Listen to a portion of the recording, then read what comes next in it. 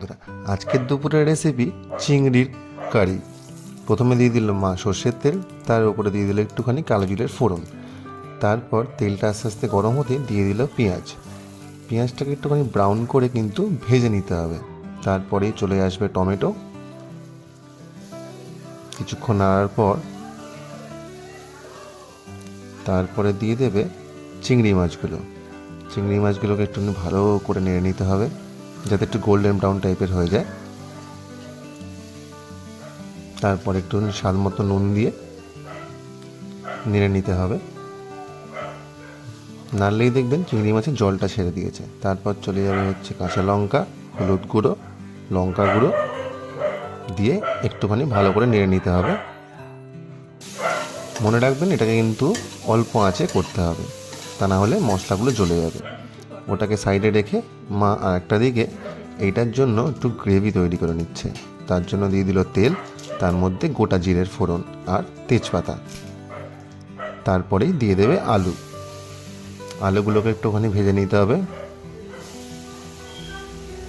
যাতে পরে আর সেদ্ধ করতে অসুবিধা না হয় কোনো রকমের।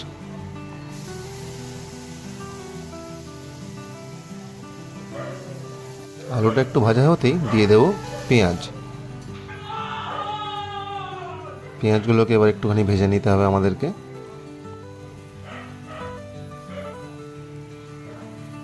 আমার তো দেখেই খিদে পেয়ে যাচ্ছে। রবিবারের দুপুর বলে কথা, অল্প একটুখানি পরিমাণ মতো নুন দিয়ে এটাকে ঢেকে দিতে হবে যাতে সেদ্ধটা ভালো মতো হয়ে যায়। ঢাকনা সরিয়েই অল্প একটুখানি নেড়ে নিতে হবে যাতে তলাটা লেগে না যায়।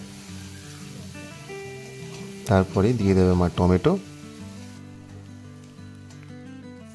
এরপরে মা দিয়ে দিল টমেটো এবং আদা, রসুন এবং লঙ্কার পেস্ট একসাথে।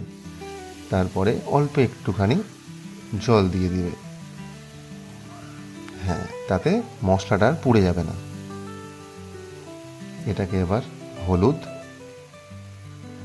দিয়ে কিছুটা নেড়ে নিতে হবে।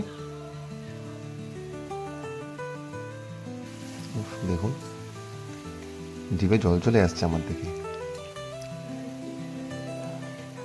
তারপর এটাকে কিছুক্ষণের জন্য ঢেকে দিতে হবে। ঢাকনা সরিয়ে সেটাকে আবার ভালো মতো একটু নেড়ে নিতে হবে যাতে মশলাটা পুড়ে না যায় এবং কড়াইয়ের তলায় লেগে না যায়। দিয়ে দেবে একটু লঙ্কার গুঁড়ো যাতে কালারটা একটু ভালো মতো আসবে। আবার সেটাকে পুনরায় নেড়ে নিতে হবে ভালো মতো। অন্যদিকে যে চিংড়িটাকে আমরা প্রিপেয়ার করেছিলাম সেই চিংড়িটাকেও একটু নেড়ে নেব। নিয়ে ওই আগের যে আমরা কষাটাকে প্রিপেয়ার করলাম যে গ্রেভিটা, সেটাকে দিয়ে দেবো ওই চিংড়ির মধ্যে। এরপর এটাকে জল দিয়ে আমরা ফুটিয়ে একটুখানি গ্রেভি করে নেব। তাহলে গাইস, ভিডিওটা ভালো লাগলে চ্যানেলটাকে সাবস্ক্রাইব করে দেবেন এবং ভালো লাগলে ভিডিওটাকে লাইক করে দেবেন এবং বন্ধুদের সাথে শেয়ার করে দেবেন।